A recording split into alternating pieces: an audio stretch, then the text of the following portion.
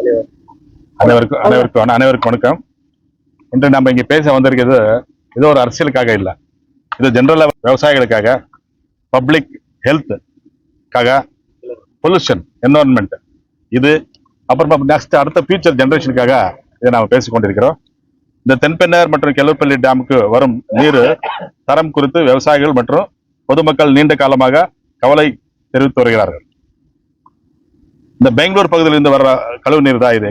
அதுக்குமா இதுல வந்து என்னன்னா மேக்சிமம் வந்து நிறைய இந்த டிட்டர்ஜென்ட், உங்களுக்கு எல்லாம் நல்லா தெரியும், ஒரு வீட்டுல வந்து எவ்வளவு கெமிக்கல்ஸ் யூஸ் பண்றாங்க, டிட்டர்ஜென்ட், இந்த கெமிக்கல்ஸ் இதெல்லாம், இந்த மாதிரி அமோனியா, அப்புறமா அது இல்லாம கொஞ்சம் இந்த சின்ன சின்ன ஃபேக்டரிஸ், இண்டஸ்ட்ரீஸ், அந்த கழிவு இது அது கெமிக்கல்ஸ் இதுல வந்து கொண்டிருக்குது. அப்பலேருந்து இது வந்து ஜென்ரலா இது வந்து ஏற்கனவே இது வந்து கோர்ட்ல இருக்குது. இது ஏற்கனவே 2000 கேஸ் கோர்ட் 2020 இது வந்து ஆல்ரெடி பப்ளிக் கேஸா இது வந்து அதே கோர்ட்டை எடுத்து இது நடத்தி கொண்டிருக்கிறது. அதெல்லாம் இந்த நீரை பாசனத்துக்கு பயன்படுத்தும் பகுதியில்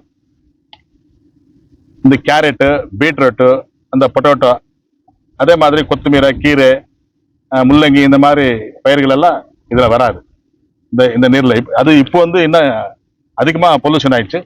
இது வந்து இப்ப என்னன்னா இந்த விவசாயிகளை பாதுகாக்க வேண்டும். அது இல்லாம இந்த மீன்கள், இந்த டேம்ல வந்து மீன் அதிகமான மீன் இருந்துச்சு, நிறைய பிடிச்சி நிறைய சாப்பிட்டு இருந்தாங்க. இங்கே நிறைய டேஸ்ட் இருந்தது.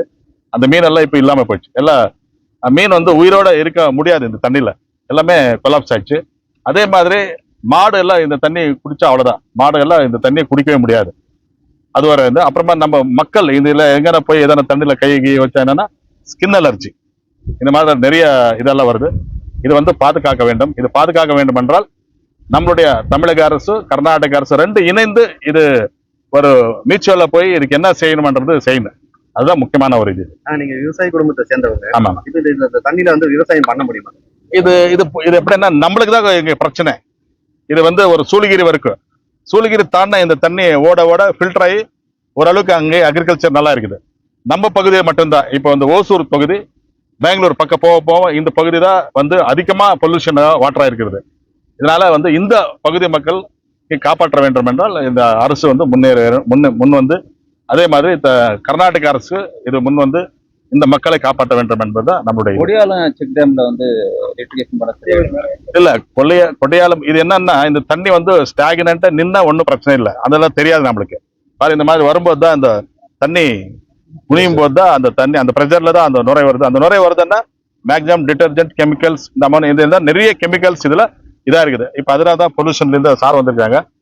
இந்த தண்ணி வந்து டெஸ்ட் பண்ணி இந்த தண்ணியில என்னென்ன கெமிக்கல்ஸ் இருக்குது, என்னென்ன பாதிப்பு, மக்களுக்கு என்ன பாதிப்பு, மீன்களுக்கு என்ன பாதிப்பு, கால்நடைகளுக்கு என்ன பிரச்சனை, விவசாயத்துக்கு என்ன பிரச்சனை, இந்தந்த கிராப்ஸ்க்கு இந்த மாதிரி இப்போ கேரட் எல்லாம் இதெல்லாம் வருது இல்லைன்னா அது என்ன கெமிக்கல் அதில் இதாகுது, பொட்டோட்டோக்கு, இந்த மாதிரி ஒரு விவசாய பொருட்களுக்கு என்னென்ன நோய் இது வரா இருக்கிறதுக்கு என்னென்ன பிரச்சனைன்றது அது டெஸ்ட் பண்ணி அதுல சொல்லிடுவாங்க.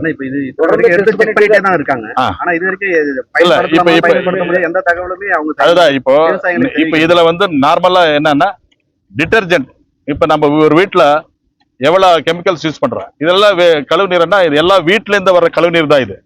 இது மழை தண்ணி இல்ல, மழை வராம போட்டு உங்களுக்கு என்ன வறட்சி வந்தா கூட இந்த டேம்ல மட்டும் தண்ணி வந்துட்டே இருக்கும். ஏன்னா பெங்களூர் கழிவு நீர் அந்த அளவுக்கு வருது, அந்த கழிவு நீர் தான் வருது. இது நேச்சுரல் வாட்டரே இந்த டேம்ல ஏதோ மழை காலத்துல வருது, அது தெரியாது. இது மழை இதுல வந்து நேச்சுரல் வாட்டரை கண்ணில் பார்க்க முடியாது. நம்ம எனி 360 days இது வந்து கழிவு நீர் தான் இதுல வந்தது. இதுக்கு வந்து தீர்வு நம்ம மக்களுக்காக ரெண்டு அரசு வந்து ஸ்டெப் எடுக்க வேண்டும் என்று மக்கள் மாசு கட்டுப்பாடு வரி வந்து செக் பண்ணிட்டே போறாங்க. அதுதான் நானும் பார்த்துட்டே இருக்கிறேன். நான் வந்து ஒரு 84ல SLC படிக்கும்போது பாகலூர்ல ஸ்கூல்ல நான் படிச்சுட்டு இருந்தேன். அந்த படிச்சுட்டு இருக்கும் போது நாங்க சாப்பாடுனா இந்த தென்பெண்ணார் ஆறுக்குள்ளே வந்துட்டு அந்த ஆறுல உட்காந்துட்டு தான் நாங்க தண்ணி குடிச்சிட்டு இருந்தேன், சாப்பாடு சாப்பிட்டு இருந்தேன். 84 அப்புறமா பார்க்கும்போது ஒரு வருஷம் ஆகும் இந்த கெமிக்கல் இது ஜாஸ்தி ஆகிட்டு இருக்க தவிர, பொல்யூஷன் ஜாஸ்தி ஆகிட்டு இருக்க தவிர இது வந்து தண்ணி வந்து கிளியர் ஆகல. டே பை டே இன்க்ரீஸ் ஆகிட்டே இருக்குது, டிக்ரீஸ் இல்லை. இது அதுதான் மெயின். ஆமாப்பா, நான் என்ன சொல்றேன், 84ல நாங்க குடிச்சிட்டு இருந்த தண்ணி இதுல இன்னைக்கு டே பை டே வந்து மாசு கட்ட இது பொல்யூஷன் அதிகமாயிட்டு இருக்குது, கெமிக்கல்ஸ் அதிகமா. ஒரு கோரிக்கை இருக்கு, சுத்திகரிப்பு நிலையம் இந்த மாதிரி இந்த கெமிக்கல் இது அது எப்படி சாத்தியம்? இப்ப என்ன, ஏற்கனவே நாங்க வந்து ஒசூர் சிப்காட்டுக்கு இந்த தண்ணி தான் எடுத்துட்டு போயிட்டு இருக்குது. ஒசூர் சிப்காட்கே நம்ம கையில சரியா சுத்திகரித்து தண்ணி கொடுக்க முடியல. ஏற்கனவே இந்த தண்ணி தான் நம்ம ராமநாயக்கன் ஏரிக்கு எடுத்துட்டு போனோம்னு சொல்லிட்டு ராமநாயக்கன் ஏரியெல்லாம் அழகுபடுத்தி அந்த தண்ணி எல்லாம் பைப் லைன் எடுத்து போய் போட்டா இங்க சுத்திகரிக்க வாழ தண்ணி வரல. அதனால அந்த நம்ம மக்களுக்கு இந்த தண்ணி எடுத்து போய் கொடுத்துட்டு திரும்ப இல்லாத பிரச்சனை வரக்கூடாதுன்னு சொல்லிட்டு அந்த சுத்திகரிக்கிறதுக்கு சரியான இங்கே இது இப்ப எல்லாம் புதுசா மிஷினரிஸ் எல்லாம் போட்டிருக்காங்க. இதுக்கு மேல நம்ம ஒசூருக்கு நம்ம அந்த ஏரிகளுக்கு சிப்காட்டுக்கு வந்து இந்த தண்ணியை சுத்திகரிச்சு கொடுக்கலாம். ஆனா விவசாயிகளுக்கு கொடுக்கறதுக்கு சாத்தியமான்றது நம்ம ஆராய்ச்சி பார்க்கணும். வேற ஒன்று எத்தனை ஏக்கர் பாதிப்பு ஏற்பட்டிருக்கு? இப்போ நம்ம கான்சென்சி ஃபுல்லா ஓவரால் நம்ம கான்சென்சி நீங்க சூளகிரி வரைக்கும் இது ஓகே. சூளகிரி தாண்டா ஓரளவுக்கு ஃபில்டர் ஆகி தண்ணி போயிட்டு இருக்குது. இந்த மாதிரி நுரை இல்லை. இது வந்து மிடில் தான் இந்த பெங்களூர்ல இருந்து நம்ம ஒசூர் கான்சென்சி வரைக்கும் தான் இந்த பிரச்சனை இருக்குது.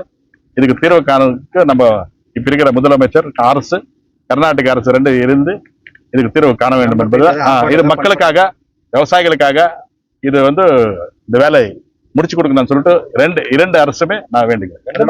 எந்த மாதிரி தீர்வு காணும்? அதுதான் அது இப்போ இதெல்லாம் என்னன்னா டெக்னிக்கலா வந்து பொல்யூஷன் இதெல்லாம் எல்லாம் என்ன இருக்குது இதெல்லாம் தெரிஞ்சுக்கிட்டு தான் நம்ம இது பண்ண சும்மா நாம ஏதோ சொல்ல முடியாது. இதெல்லாம் நார்மலா வந்து கெமிக்கல்ஸ் மிக்ஸ்.